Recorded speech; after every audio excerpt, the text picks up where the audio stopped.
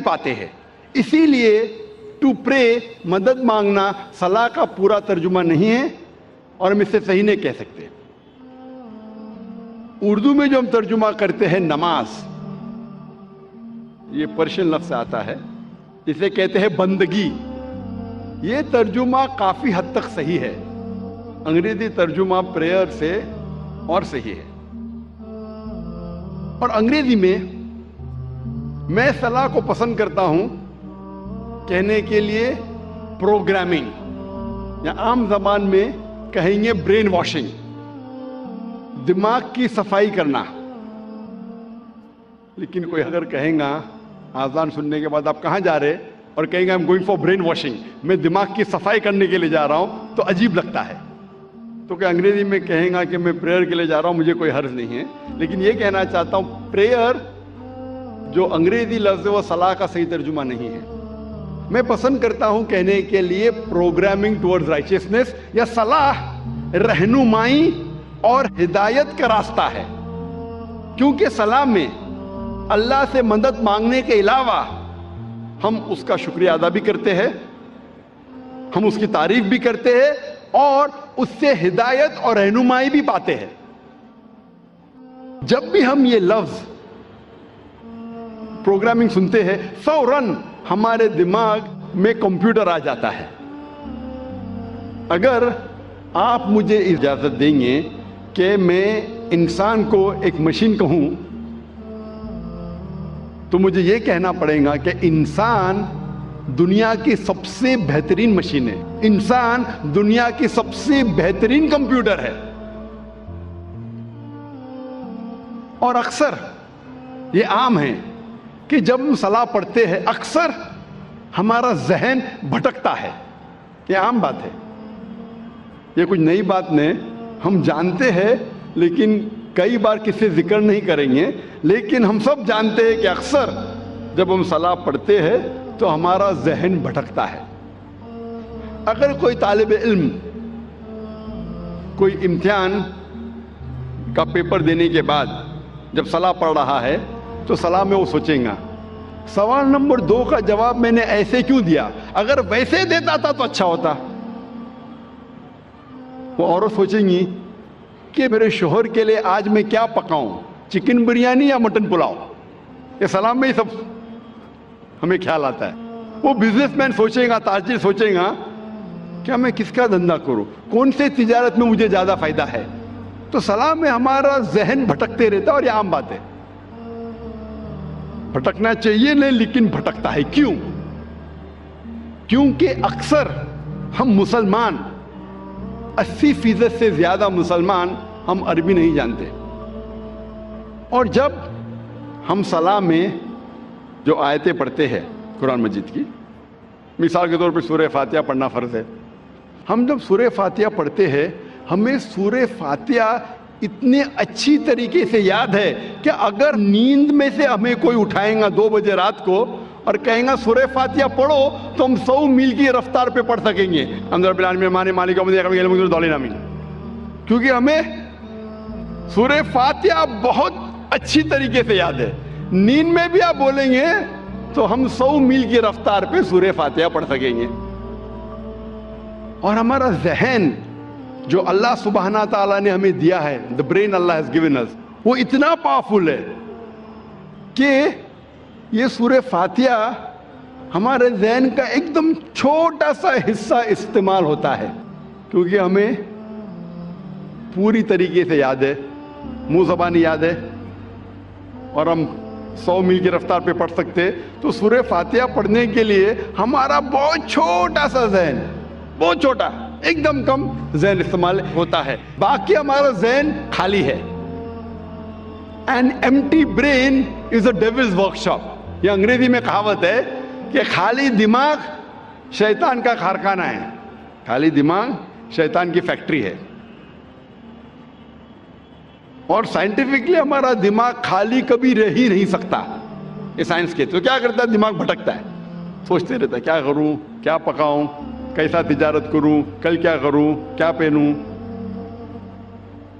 تو ذہن کو بھٹکنے سے روکنے کے لیے سب سے بہترین طریقہ ہے کہ اگر ہم عربی زبان نہیں جانتے تو جو ہم عربی آیتیں پڑھ رہے ہیں اس کے ساتھ ساتھ اس کا ترجمہ بھی دہرائیے. ذہن میں عربی آیتوں کے ساتھ ذہن کے پیچھے at the back of your mind ہم اس کی معنی بھی دہرائے.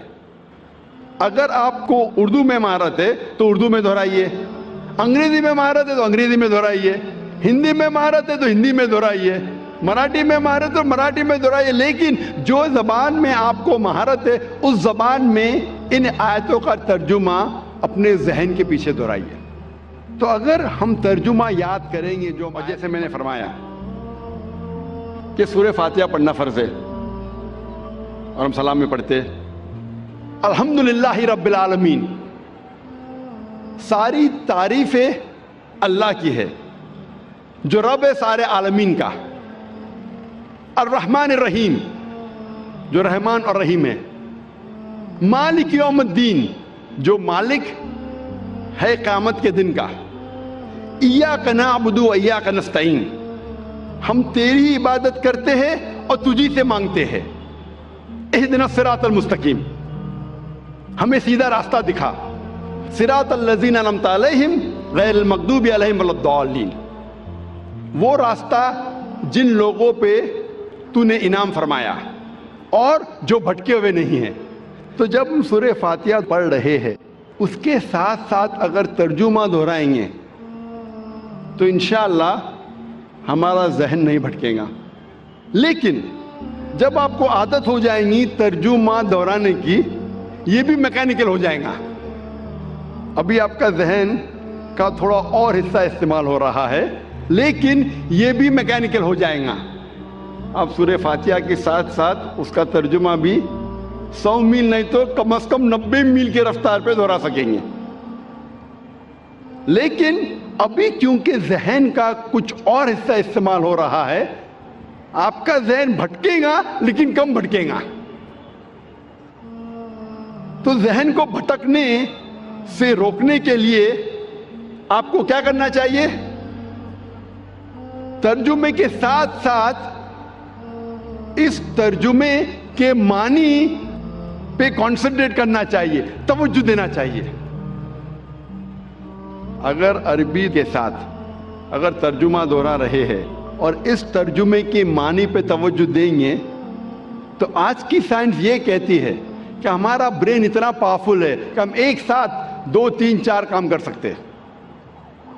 مثال کے طور پہ اگر کوئی گاڑی چلا رہا ہے, شروع میں جب گاڑی چلاتا ہے پوری توجہ دیتا ہے, آپ اس سے بات نہیں کر سکتے. لیکن جب اسے عادت ہو جاتی ہے 1 مہینے 2 مہینے بعد تو گاڑی چلاتے چلاتے آپ سے بات بھی کر سکتا ہے. آدھا دھیان گاڑی پہ آدھا دھیان بات پہ. ہمارا ذہن بہت پاورفل ہے. لیکن آج کی سائنس یہ کہتی ہے کہ کوئی بھی انسان 100% 2 چیز پہ دھیان نہیں دے سکتا ہے. 50% 2 چیز پہ دے سکتا ہے, 60% 40% دے سکتا ہے, 80% 20% دے سکتا ہے, 90% 10% دے سکتا ہے, لیکن 100% 2 چیز پہ دے ہی نہیں سکتا. تو عربی آیت کی تلاوت کرنے کے ساتھ ساتھ اگر ترجمہ دہراتے ہیں, اس ترجمہ پہ آپ کانسنٹریٹ کرتے ہیں, دھیان دیتے ہیں 100%, جتنا آپ دھیان دیں گے اتنا کم آپ کا ذہن بھٹکے گا. اگر 100% دھیان دیں گے تو انشاءاللہ آپ کا ذہن کبھی بھی نہیں بھٹکے گا. تو اسی لیے ذہن کو بھٹکنے سے روکنے کے لیے یہ ضروری ہے کہ جو بھی آیتوں کی آپ تلاوت کرتے قرآن مجید میں, جو بھی اللہ کے رسول فرماتے حدیث میں جو میں پڑھنا چاہیے سلام میں, اس کی معنی آپ جانیں اور اس معنی پہ توجہ دیں گے 100%, تو انشاءاللہ آپ کا ذہن کبھی بھی نہیں بھٹکے گا. اللہ تعالیٰ فرماتے ہیں, اور اس تقریر کے شروع میں میں نے قرآن مجید کی ایک آیت کی تلاوت کی تھی, سورہ عنکبوت سورہ نمبر 29 آیت نمبر 45 میں, جہاں اللہ تعالیٰ فرماتے اتلو ما اوحی الیک من الکتاب واقم الصلاۃ ان الصلاۃ تنہی عن الفحشاء والمنکر. تلاوت کرو